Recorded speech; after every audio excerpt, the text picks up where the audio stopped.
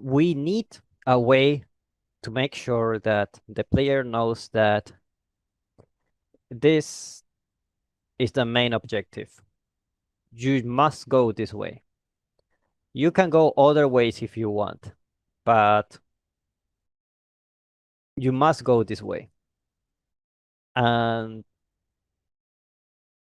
when you decorate your environments, the first thing you need to consider is that your job, if you're the artist and you are decorating your environments, then it's not to make things pretty.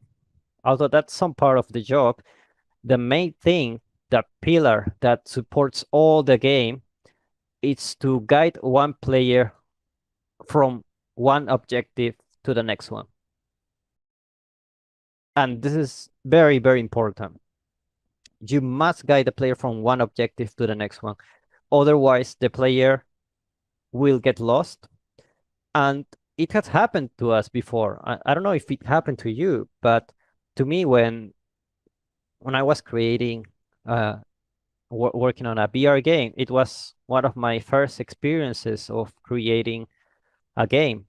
And we designed the level, not like this, of course, otherwise problems wouldn't have arisen. But we designed the level, and when we play the game, it's like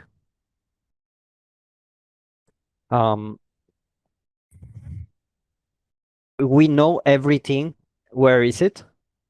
We know all the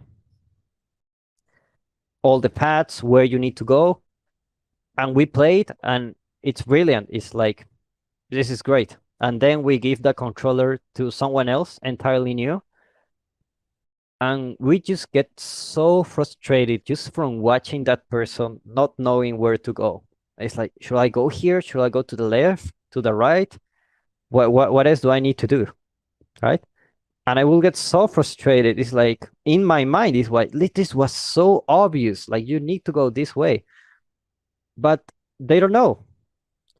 And to be honest, it was my fault because I only decorate the level so that